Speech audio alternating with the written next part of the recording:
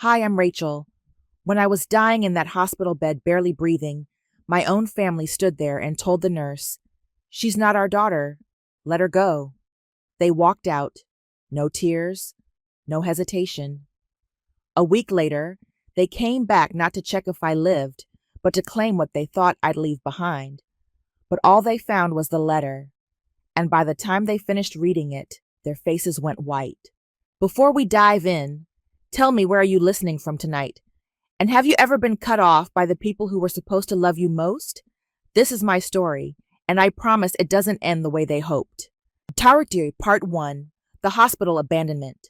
I woke to a ceiling full of sterile, light white humming and merciless. My chest burned with each breath like I'd swallowed glass. I tried to shift to speak, to scream maybe, but a tube ran down my throat and my body wouldn't obey. Only my eyes moved, darting around the room in a haze. My limbs felt like they were wrapped in concrete. Machines beeped softly beside me in some rhythm that didn't match my own heart. I remembered the crash, the blizzard, the black ice under the overpass, that awful second when the car slid sideways, my headlights facing nothing but snow. And then the bone-crunching silence as everything went white. And now this. Hospital linens, plastic IV bags, that sour chemical smell in the air. Somewhere nearby, a nurse's voice drifted in and out, low-clipped, almost apologetic. "She's lucky to be alive, if you can call this living." Another voice responded, too soft to catch. Then footsteps, heels, slow, deliberate, familiar. I strained to see past the edge of my vision. Through the blur, I recognized the outlines. My mother, my father, and just behind them, taller than I remembered, Jacob, my brother. My chest clenched. I wanted to cry, to call out, but all I could do was blink as tears leaked from the corners of my eyes. They came. They came. Maybe they still cared. Then my mother's voice, ice cold, steady, as a knife cut through the room. "She's not ours. Let her go." My eyes fluttered. "I told you," she went on. "We did our part. She was never meant to stay." Jacob shifted beside her. I couldn't see his face, only his arms folded tight. I waited for him to speak up, to say something, anything. He didn't. And then my father's voice, deep, flat, spoke words I'll never forget. "She's not going to make it. No point dragging this out. We've done more than enough." No one moved toward me. No one touched my hand. No one whispered, "We love you." Just silence, and the sound of 3 pairs of feet turning away. They didn't know I could hear them. They didn't know I wasn't fully gone. But I heard it all. And when the door clicked shut, something inside me fractured. Not like a scream, not even a sob, just a hollow, silent cracking. The nurse returned, checked a monitor, jotted something down. She didn't notice the hairpin in my hand. I must have been clutching it even after the crash. A cheap little pearl pin I kept in the glove compartment. My mother gave it to me when I was 12, during a road trip to Oklahoma. I remembered the moment, how I'd stared at it, thinking it was the most beautiful thing in the world. She looked at me then, not smiling, not exactly, and said, "It's not real, you know. Just looks pretty, like some people." At the time I thought she was joking. Now I understood. 2 days passed, or maybe 3. I didn't know anymore. The sun set and rose behind drawn blinds. The TV in the hallway flickered endlessly, some Christmas movie probably, but I couldn't hear it. No one came. Not a card, not a text, not a single sign that someone out there thought I mattered enough to check if I was still breathing. Even the nurses moved like shadows. Once one of them paused beside me, brushed my hair back gently, and said, "Still here, honey. You've got fight in you." But I didn't feel like fighting, not until Cameron walked in. He didn't knock. He just appeared in the doorway, hair messy, eyes wide, breath fogging up the cold air from outside. "Rachel." His voice cracked. I couldn't answer, but my fingers twitched just once. He rushed to my side, took my hand gently, like I'd break if he held too tight. "It's me," he whispered. "You're not alone. Okay, I'm here." He didn't ask what happened, didn't push for details. He just sat. Time slowed again. The machine still beeped, my ribs still hurt with every breath, but something shifted. Not outside, inside. It was small, quiet, but it was real. A throb not just of pain, but of something else. The beginning of survival. Cameron stayed through the night.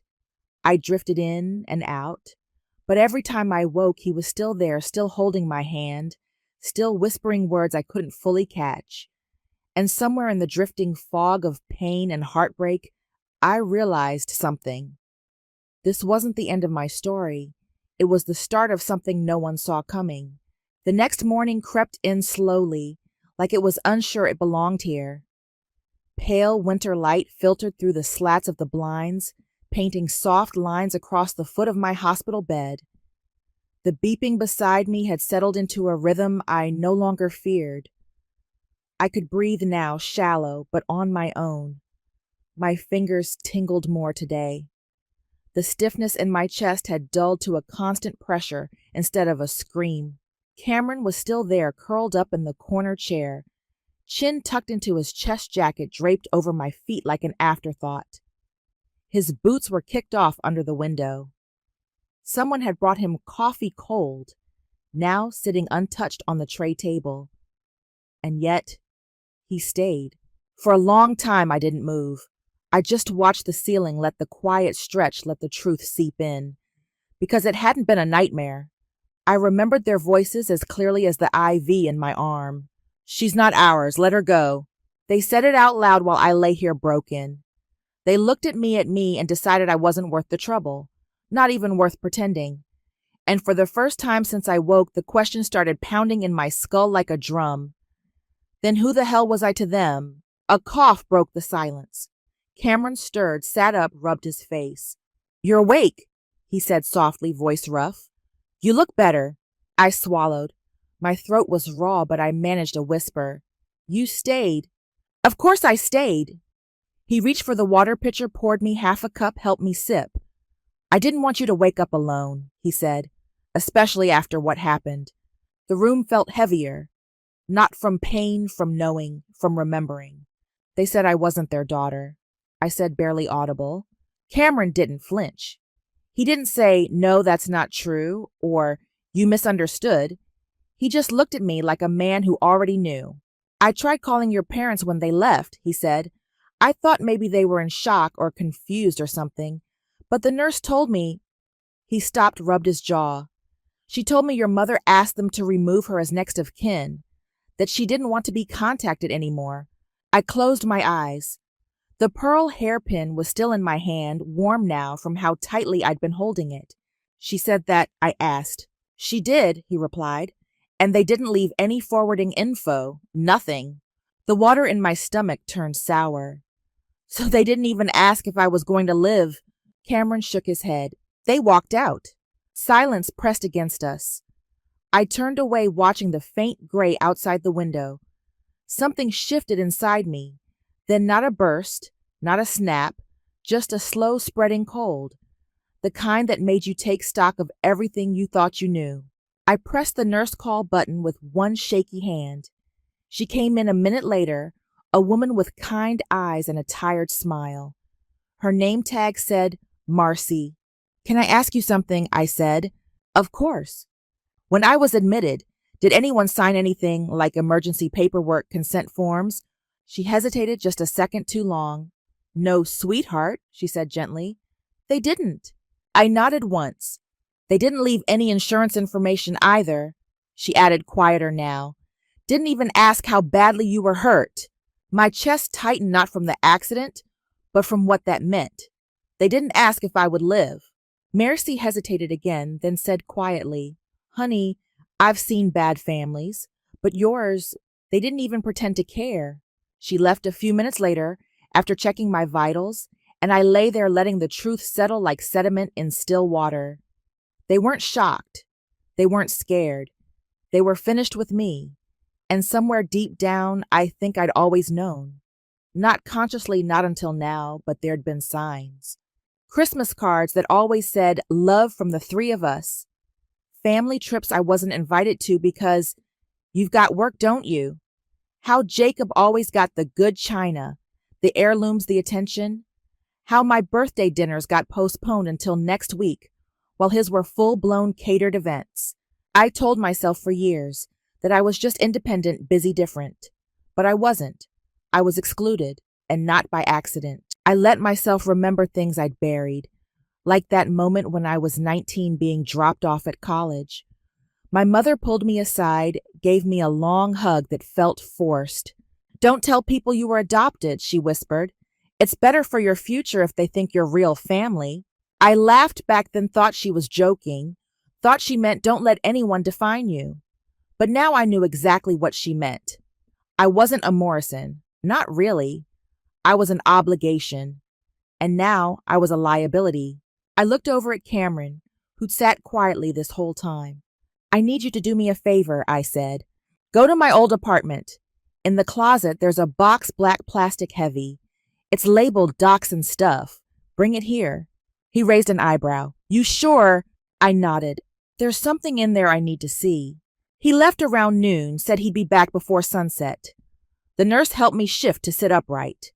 I ate half a cup of soup. My strength was slowly returning, though it felt like lifting bricks just to reach for the remote. Time passed slowly, marked only by the changing angle of light on the wall. Cameron returned as promised, snow still clinging to his boots. He set the box down on the rolling table beside me. It was scuffed, cracked along one side, but the lid was sealed tight. "Found it exactly where you said," he said, wiping his hands on his jeans. I pulled the box closer.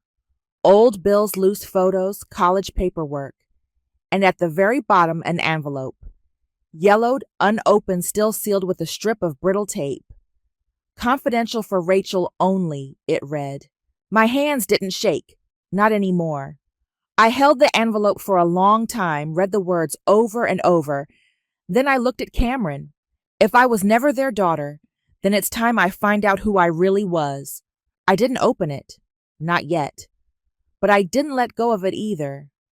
I just sat there, the weight of the letter in my lap like something sharp and sacred. Something that could cut me open, but finally set me free.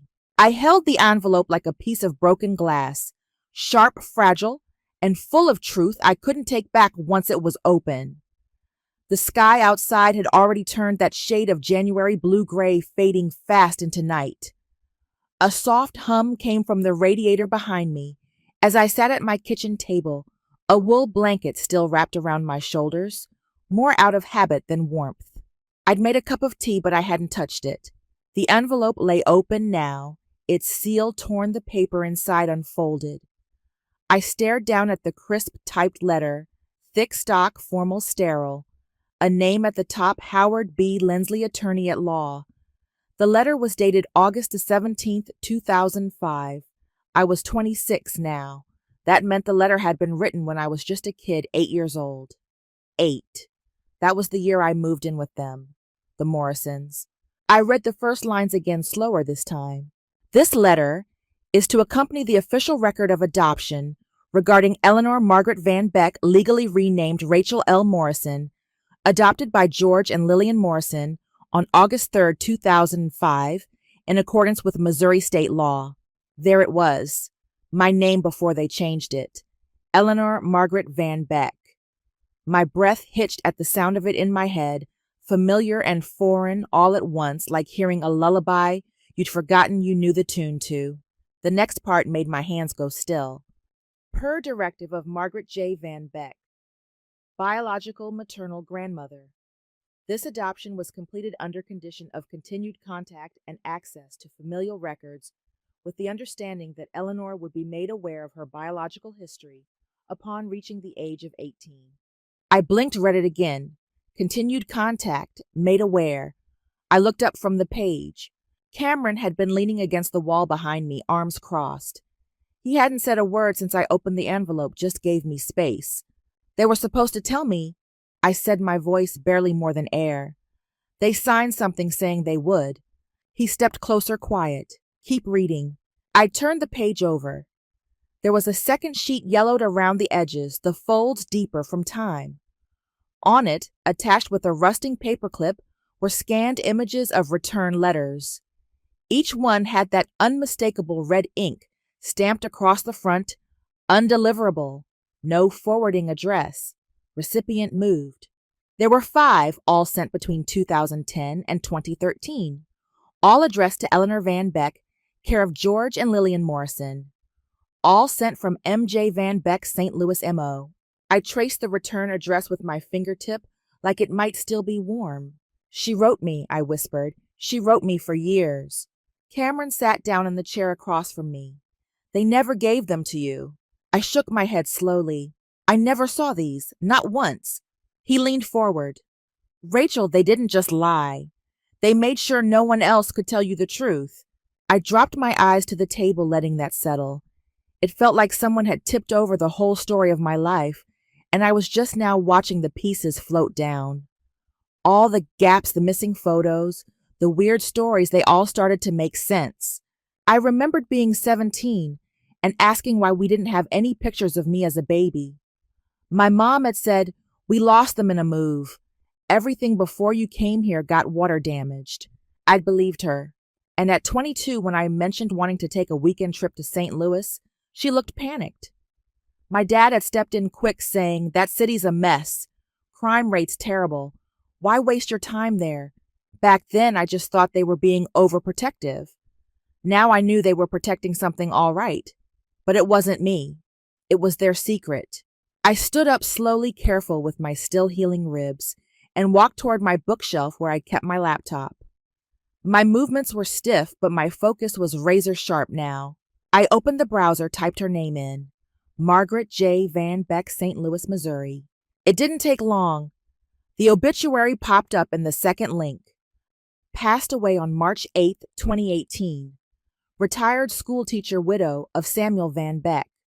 Survived by one granddaughter, Eleanor Van Beck. My fingers froze on the trackpad. That name. My name. They hadn't just blocked her letters, they kept her death from me too. She died thinking I didn't care, I said out loud. Cameron didn't answer right away. He looked like he was holding back 100 things at once, anger, maybe pity, but mostly just a heavy kind of sadness. Maybe she knew, he said softly. Maybe she kept hoping you'd find your way back. I swallowed hard. The ache behind my eyes was sharp, but I refused to let it spill over. Not yet. I scrolled down. At the very bottom of the lawyer's letter, just below the adoption details and the returned mail scans, was a single paragraph in bold.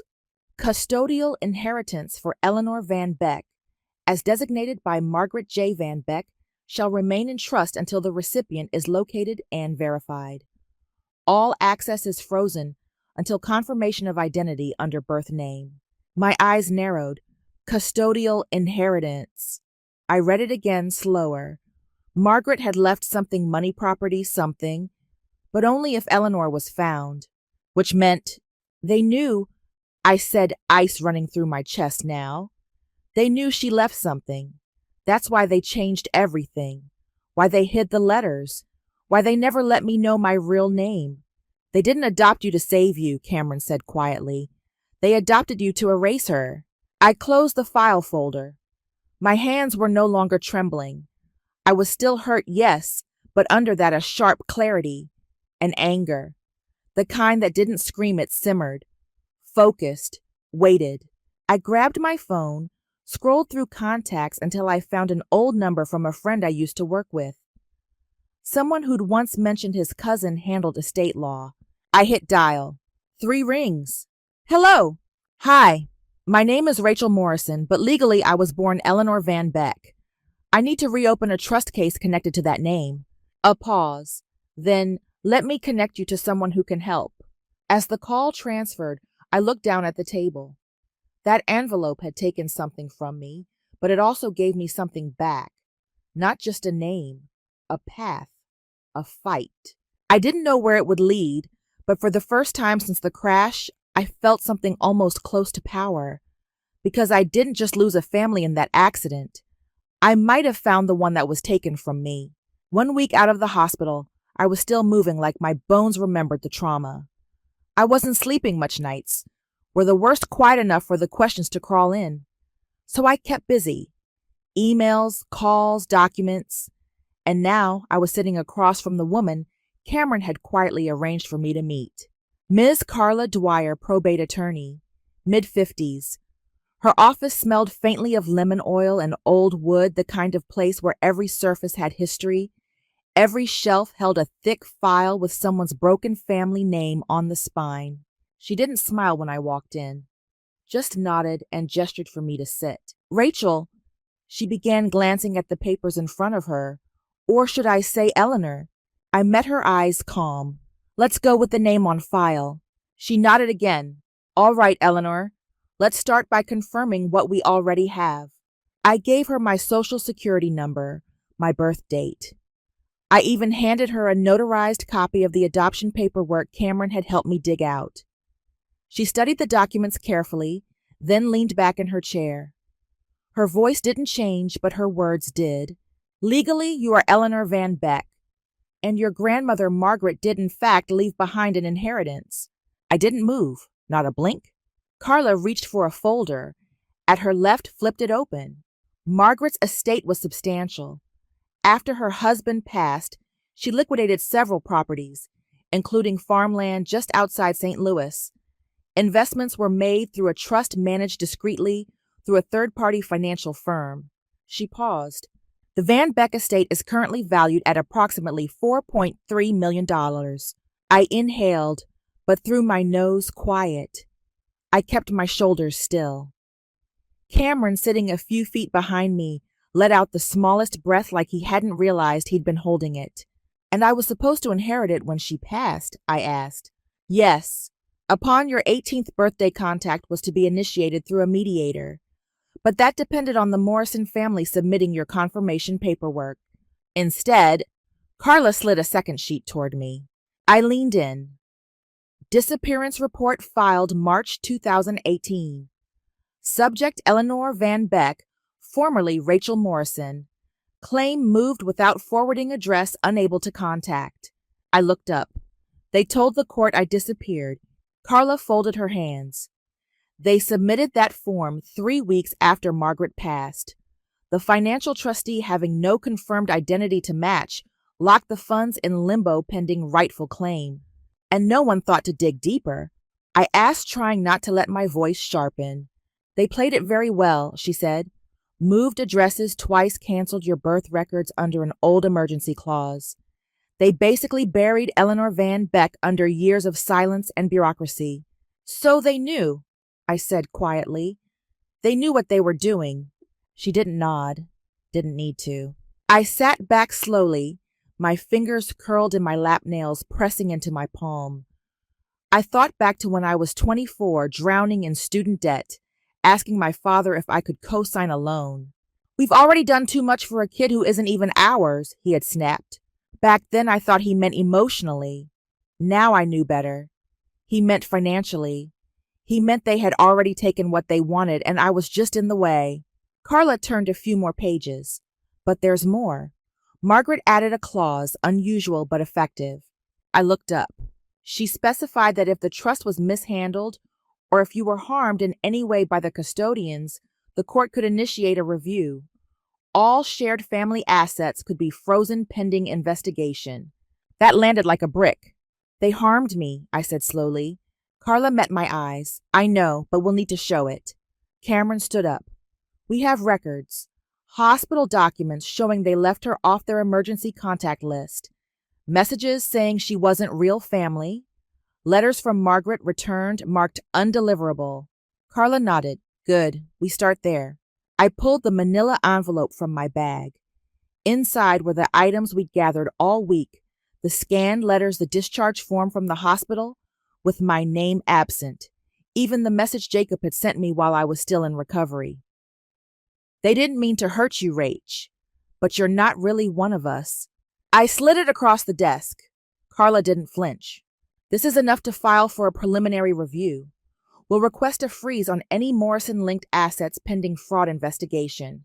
Her fingers tapped the desk once. Then she picked up the phone. County Clerk's office, please. Probate Division. She spoke with calm authority, naming codes, citing case numbers, referencing the Van Beck clause, like it was something she'd waited years to invoke. I didn't interrupt. I just watched. And when she hung up, she looked at me like someone who had just opened a very old door. "It's done," she said. "They won't know yet. Not until they try to touch a scent of it." I exhaled slow and steady. "They'll know soon enough," I said. She nodded. "Want to deliver it yourself?" I raised an eyebrow. She slid another envelope across the table. Not thick, just one letter from the trustee. Standard notification sent to all linked parties. But since we know they'll stall or claim ignorance, I figured you might prefer to ensure it gets read. I took it, slipped it into my coat pocket. Outside, the sun had dipped low, casting long shadows between the buildings downtown. Cameron walked beside me, silent at first. Finally, he asked, "You all right?" I didn't answer right away. Then, "They left me in a hospital bed to die. Said I wasn't their daughter." I turned toward him. "And now they'll find out what it means to bury the truth." We reached my car.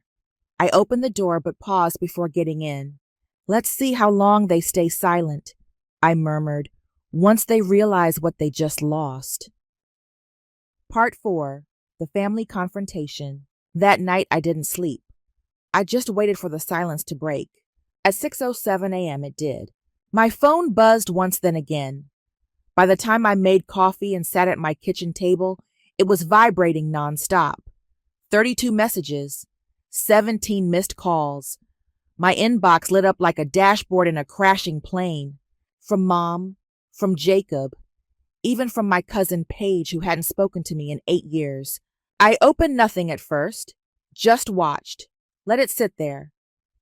They'd gotten the letter, the one Carla drafted, and I hand-delivered to the Morrison front mailbox. Certified copy to the trust-registered email to the family group thread, still under my old name, Rachel M. Pham.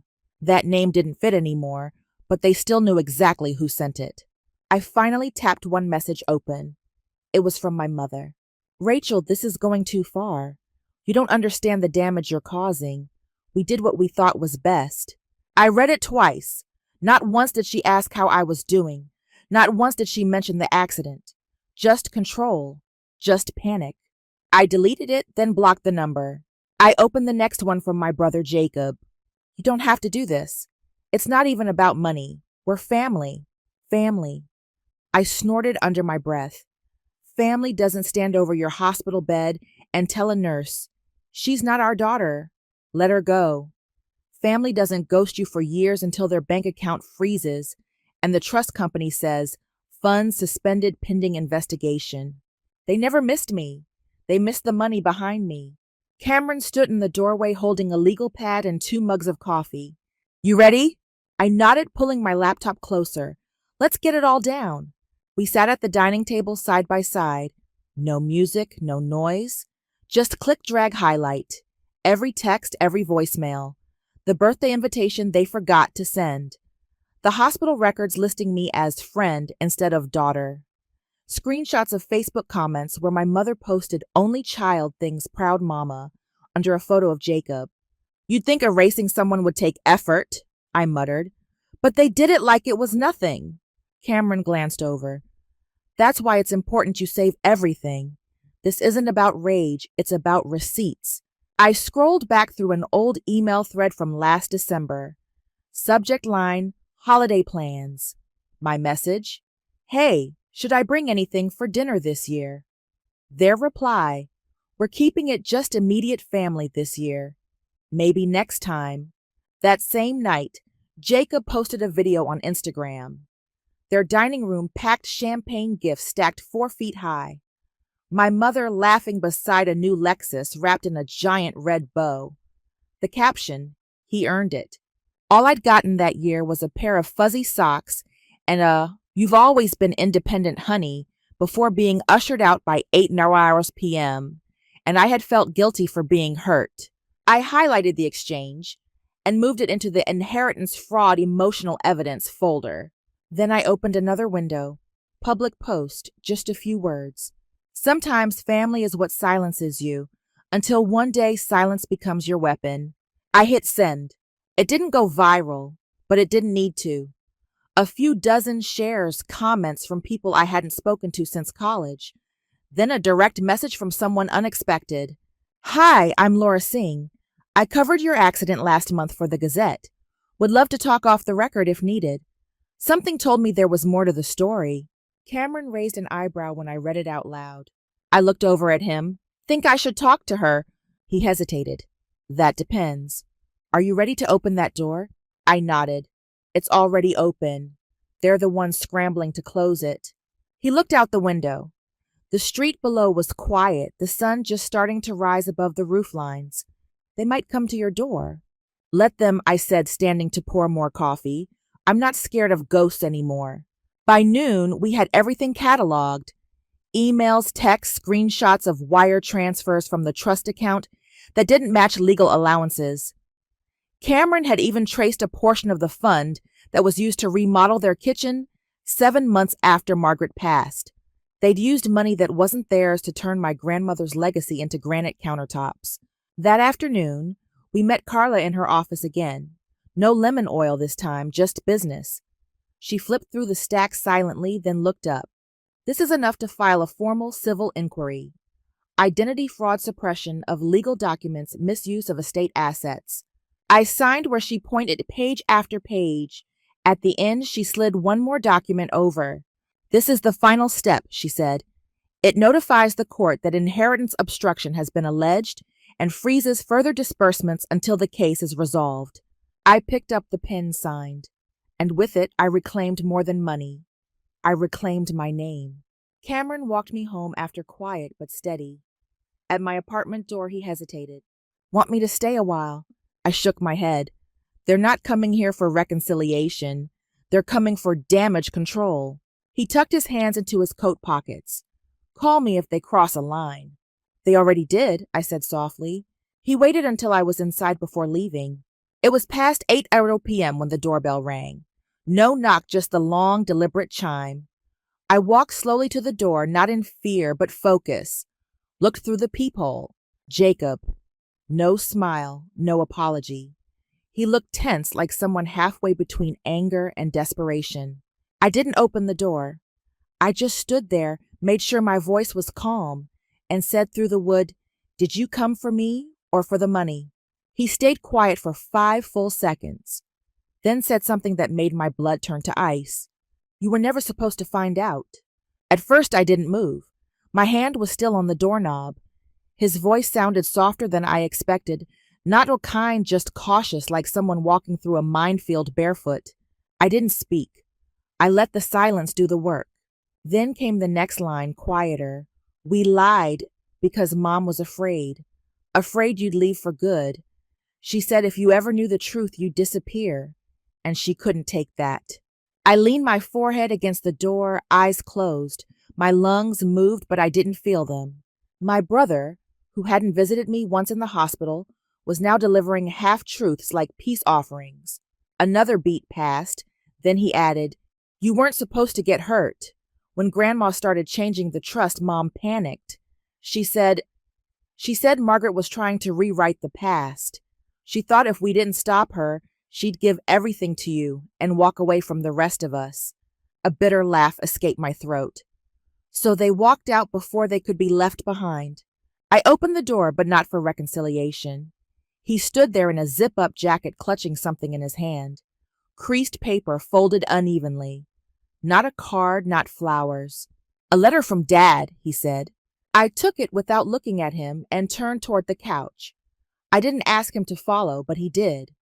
He sat stiffly at the edge of the armchair like a guest in someone else's house, which technically he was.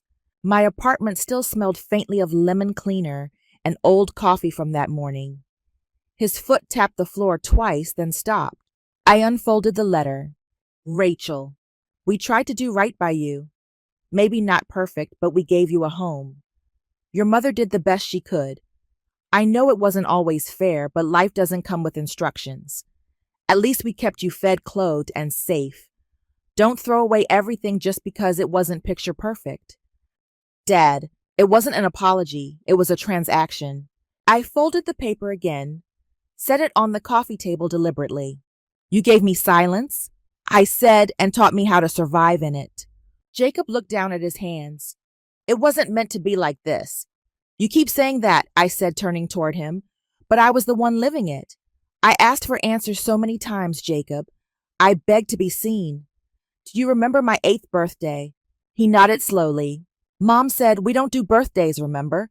Yeah. No cake, no candles. I remember asking her why, and she said, because you're special in a different way. He shifted in his seat. I continued. 2 weeks later, you had a party in the backyard. 20 kids, a magician. Remember the cupcakes? She even had your name iced in red. He was quiet. I believed her, I said, voice low. I believed that I was different in a special way. It took me years to realize that was just her way of saying, not you. The silence between us thickened. Then he reached into his jacket pocket and pulled out his phone. I didn't come here to fight. I just wanted to try before things get worse. My phone buzzed on the coffee table. It was Cameron. I held up a hand to pause Jacob and answered. Hey! They accepted it, Cameron said. The filing's live on the probate site. Your name is listed and your grandmother's clause, the one about equal distribution unless contested under fraud. It's there too. I closed my eyes for a second, let it sink in. This was real now. Not just a collection of memories or screenshots. The law saw me. I'll be in touch, I said and hung up. I turned back to Jacob. It's official. The civil inquiry is open. This isn't going away. His expression darkened. You're going to make this public? Yes. He stood up. So what, you'll put us on blast? Make us look like monsters? You made yourselves look like that. I just stopped covering for you. His mouth twisted. What do you even want, Rachel?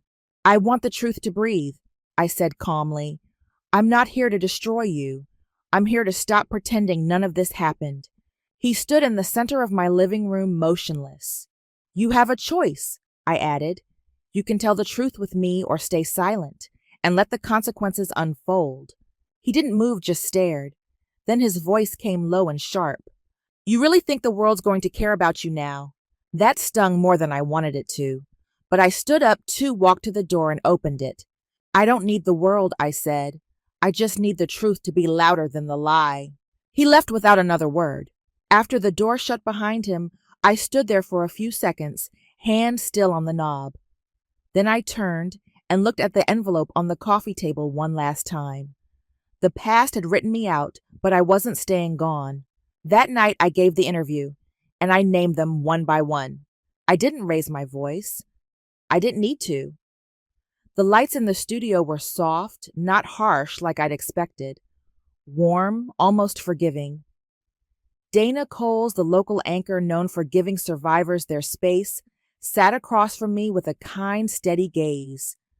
The makeup artist had offered to do more, but I'd said no. Just a little powder.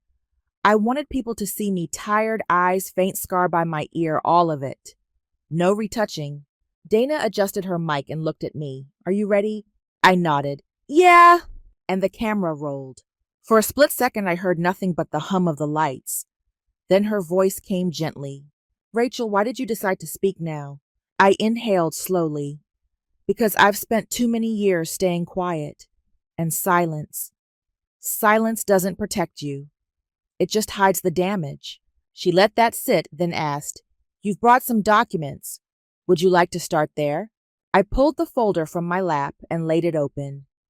Inside, photocopies of my hospital report, Grandma Margaret's amended will, and what shook even me, a voice memo from the ICU nurse. Dana glanced toward the control room. They gave the thumbs up. I reached for the transcript and read it aloud. Patient in critical condition. Family identified as mother, father, and son. At 11:04 p.m., mother stated, She's not our daughter. Let her go. Family exited without signing DNR paperwork. I didn't cry when I read those words. Not this time. I just felt clean, like breathing out after holding it in too long. Dana looked stunned. You were unconscious at the time. You never heard them say that. No, but the nurse did, and she filed the report. As the interview continued, footage rolled beside my voice, my name listed on the trust inheritance clauses. with my initials, the court filing now available online. Nothing speculative, just facts. Calm paperwork. By the time the segment aired, it was 8:17 p.m. I left the station quietly, Cameron waiting out front with his old red Jeep. He handed me a protein bar and nodded. It's done! Back home, I set my phone on the kitchen counter and took a long shower. When I came out, my phone had 64 new messages. I opened one social media app and froze. The interview had gone viral in less than 8 hours. People were sharing it across the country, especially foster care forums, adult adoptee groups, and legal advocacy pages. One comment read, "I cried with her. Same thing happened to my cousin. No one believed her either." Another said, "This is why adopted children need legal safeguards. You can raise a child and still treat them like a stranger when it counts." But it wasn't all sympathy. There were also the cold ones. What kind of family lets someone die to avoid an inheritance clause? Monsters. And you can't convince me otherwise. By morning, my adoptive mother's real estate website had been flooded with one-star reviews. Her tagline, "Integrity from our family to yours," was now being quoted in sarcasm beneath news articles. My brother's employer, he'd always bragged about being VP at that insurance firm, was mentioned in a thread connecting corporate ethics to family trust abuse. According to Cameron, HR had opened an internal investigation. They both started calling. I didn't answer. Not because I was angry, I just didn't owe them a response. Not anymore. That afternoon, Cameron came over with Chinese takeout and news. "The state wants to speak with you. They're opening a joint inquiry, inheritance fraud, emotional abandonment, misrepresentation of guardianship status." I blinked. "Isn't that serious?" "It's more than civil now. Carla Dwyer from the AG's office is reviewing your case. They've subpoenaed records already. Your family will have to testify." I didn't say anything for a while. Then I asked, "Is it okay to be scared but still want it to happen?" Cameron gave me a look. "Rachel, fear and truth live in the same house. You're just finally answering the door." That night, I didn't sleep much. Instead, I drove out just past 10 p.m. alone. No music, just the sound of tires on asphalt. I parked 2 blocks from the house I once called home. Their porch light was off. No signs of life. I didn't approach. Just stood at the edge of the sidewalk looking through the black iron gate. It hadn't changed, not one bit. Same cracked cement path, same crooked wind chimes. Then a voice behind me said, "Rachel." I turned. It was Mrs. Simmons, the neighbor who used to hand out cinnamon muffins on Sundays. She looked older now, thinner. "I thought that was you," she said. "I saw the interview." We stood in silence for a moment. Then she added, voice low, "We always wondered why you seemed so quiet." I didn't know what to say, so I smiled just a little. "They never let you bring friends over," she went on. "And your mom, well, she always said you had adjustment issues. But I remember. You were just polite, always cleaning up after other people's messes." I didn't know what to do with that, so I just nodded. She patted my arm. "I'm glad you spoke up. It matters." After she walked away, I lingered another 5 minutes, then returned to my car. On the drive home, a memory drifted in. The day I first stepped foot in that house. I must have been 5, clutching the hand of a social worker named Terry, carrying a plastic bag with 2 T-shirts and 1 stuffed bunny. I remember thinking the house looked like a palace. I thought I'd found forever. Now I realized I'd walked into a trap wearing a pretty dress. That night, I posted just one thing online, a black and white photo of my grandmother holding me as a baby. She was wearing her nurse's scrubs and I had my cheek against her collarbone. I typed one line beneath it. She never stopped looking for me. Now the world knows why. I didn't sleep the night before the hearing. It wasn't nerves. It was something else, like my body knew the truth was about to land, and it didn't want to miss a moment.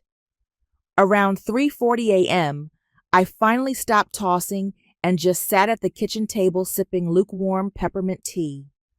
I watched the dawn break through the small crack between the blinds.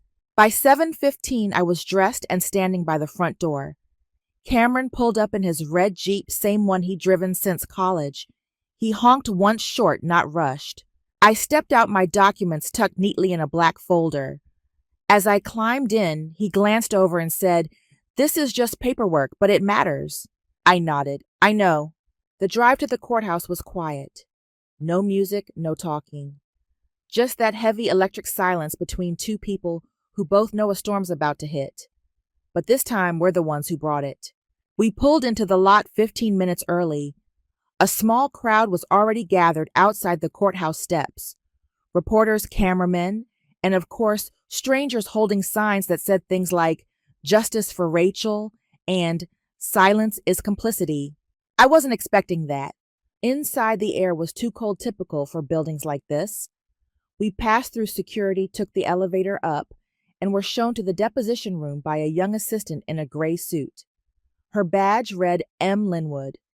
She didn't make small talk, just pointed us to the conference table and said, "They're on their way." They meant my family. Well, what used to be. 10 minutes later, the door opened. My brother walked in first. Jacket, sharp eyes, bloodshot jaw tight. He scanned the room and nodded stiffly at Cameron. Didn't even look at me. Then came my mother. She wore sunglasses inside a move so theatrical it made the court reporter lift one brow. She looked thinner than I remembered. Lips drawn tight, hair perfectly set. She took the seat farthest from me. There was a moment of pause. No one else walked in, no dad. Cameron leaned over slightly and whispered, "He's not coming. Left the state Tuesday." I blinked, coward. The court reporter began the session, laying out the basic state time, parties, present purpose. Then she did something unexpected. She read the hospital memo aloud. "Patient in ICU. Mother stated, 'She's not our daughter. Let her go.' Family exited without signing documentation. Nurse filed the statement 11:04 p.m. You could hear the second hand on the wall clock ticking. When she finished, the silence was that thick. Then the presiding legal officer, Judge Karen Doyle, firm but fair, turned to my mother and asked plainly, "Did you say this?" My mother didn't lift her head. She mumbled, "It was a misunderstanding." Cameron didn't wait for rebuttal. He slid a stack of neatly labeled folders across the table. "Your Honor, we are submitting evidence that post-accident the family applied for access to a trust fund they had not disclosed to the beneficiary." Judge Doyle nodded. "Proceed." He flipped open the top folder. "Here's a forged hold request from the USPS to intercept mail directed to my client. The signatures do not match hers. Here's also a series of emails between Ms. Morrison and the bank's private wealth division applying for early release of funds under the claim that Ms. Rachel, my client, was no longer legally competent." I stayed still. My hands never moved, because for the first time it wasn't just me saying it.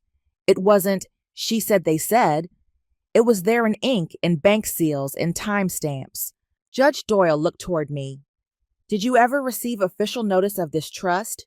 I answered calmly, "No, not until I filed a records request myself." My mother's jaw clenched. Then Cameron opened a new folder. There's more. A clause C in the original, will filed by Ms. Margaret Hartman, the grandmother, states clearly, "In the event Rachel M. is located and identified as alive, all inheritance processes are to freeze until her personal approval is filed in court." He placed the notarized clause down with a satisfying tap. "Signed, witnessed, never revoked." It landed like thunder. My brother shifted in his seat. Finally, he stood. "Rachel," his voice cracked, "we didn't know how to handle everything. You were gone. Mom was breaking down. I raised my hand. "Stop." He did. "You weren't scared for me. You were scared of being exposed. That's not the same as love." He sat back down. Judge Doyle glanced over the paperwork, then looked to her clerk. "Open a full investigation into the management of the trust and any unlawful withdrawals over the past 7 years. That was it. That's all it took. Not a courtroom meltdown, not me yelling. Just calm facts. The room emptied slowly.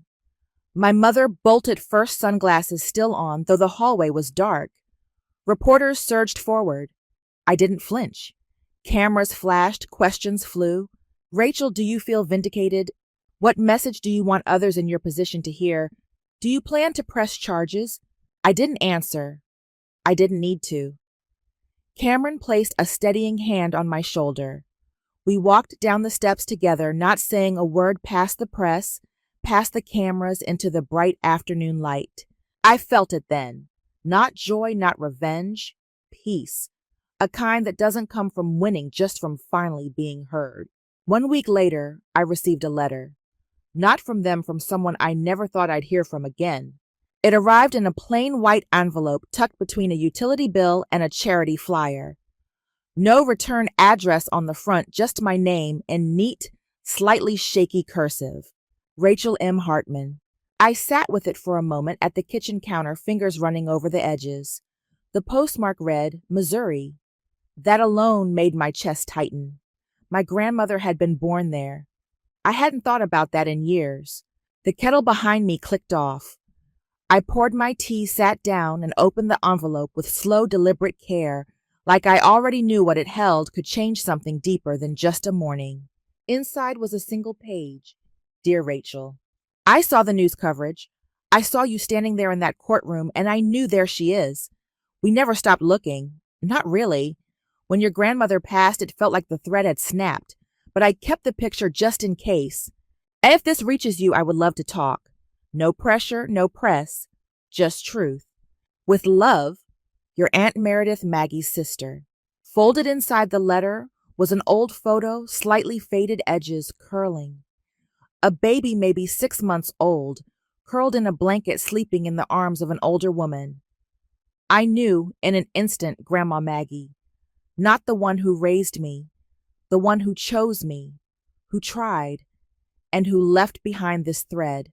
I stared at that photo for a long while, not crying, not even shaking, just breathing, really breathing, for what felt like the first time in years.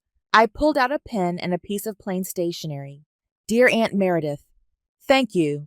Yes, I'd like to know more, and yes, I remember her even now. Sincerely, Rachel. 2 days later, we met at a small cafe just off an old country road outside of Lexington. I chose the place quiet, tucked behind a bookstore. No cameras, no curiosity seekers, just 2 women and a pot of black coffee between them. Meredith looked like the kind of woman who carried her years with purpose. Her hair was mostly silver, tied back, eyes sharp but not cold. She stood as I walked in, gave me a hug that was neither too tight nor too stiff. Just right. Rachel, she said gently, you look just like her. We sat. The cafe was nearly empty, just a college kid studying in the corner and a young couple whispering over pastries. I'm sorry it took so long, she said after a moment. Your mother, Celia, she died during childbirth. It wasn't supposed to go that way. She was only 22. I knotted my throat thick. I was 25. Maggie insisted on raising you herself, but there were complications. Legal ones. Your father didn't want anything to do with us, said we were unstable, unfit, so the state got involved. I listened, hands wrapped around my mug for warmth more than comfort. They placed you with the Morrisons. It was supposed to be temporary, just foster care, until Maggie got everything sorted. But then suddenly you were gone, moved, sealed records. We tried everything. She reached into her bag and pulled out a folder. Photos, letters. We wrote but never got to send. Hospital papers, your mother's bracelet. Inside was a simple cotton bracelet, pink thread faded but still legible. Baby girl Hartman. I blinked hard. So all this time I wasn't— You weren't unwanted, Meredith said firmly, leaning in. You were protected. And then you were lost to us. Not by choice. Never by choice. I nodded slowly. That's what they never told me. They always made it seem like I was just handed off. Her eyes softened. Because that's easier for people like them. They rewrite the story. The conversation stretched on. 2 hours, maybe more. I learned about my mother's laugh, her favorite song, how she used to sneak bread crusts to stray dogs. Tiny mundane details that somehow filled entire hollows in my chest. Meredith didn't ask for anything. Not forgiveness, not attention. Just to sit, to remember, to share. Before we parted, she touched my arm. You don't have to reach back. I just wanted you to know we never stopped loving you. I answered softly, I'd like to keep in touch. And I meant it. 2 weeks later, I stood before the judge once more. And this time there was no argument, no protests. The deposition had done its work, and my adoptive family, if I could even call them that, had no grounds to challenge the estate anymore. Their lawyer didn't even show. It was quick, efficient. Judge Doyle scanned the paperwork, then said, Final motion approved. All assets, including the restored trust, shall transfer to Ms. Rachel Hartman under full guardianship of herself. Name reinstatement granted. I signed the last document with steady hands. It wasn't about the money. It never was. It was about being seen. Later that month, I started volunteering at the local library twice a week, Tuesday and Friday afternoons. I didn't tell anyone, not the press, not even Meredith. I just walked in, asked if they needed a reader, and started showing up. There's something peaceful about sitting in a circle of children, picture books in hand, voices echoing in laughter and curiosity. One little girl, tiny red curls wild around her face, tilted her head one day and asked, Do you have a family? I smiled. I do. It just took me a while to find them. And she nodded like that made perfect sense. On a warm Saturday morning the following year, I drove out to Missouri. It took hours, but I didn't mind. Winding roads, soft radio music, the kind of sky that looks like it might rain but holds back. I parked by a small cemetery surrounded by wildflowers and quiet trees. The headstone was modest but well cared for. Margaret L. Hartman, beloved mother, sister fighter. I knelt and placed a single lily at the base. I got your letter too, Grandma, I whispered. I lived. I didn't stay long. I didn't need to. As I stood and turned, the wind picked up just enough to rustle the leaves, lift the corners of my jacket.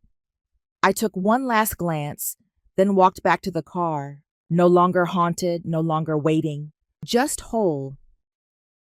So I ask you, have you ever had to fight for the truth about who you are? Have you ever discovered that the people who raised you were hiding your real story all along? I'd love to hear from you. Drop a comment below about where you're listening from and whether you've ever felt erased by the very people who were supposed to see you. Because sometimes the family that finds you is worth more than the one that hides you. And sometimes the inheritance that matters most isn't money. It's finally knowing where you belong.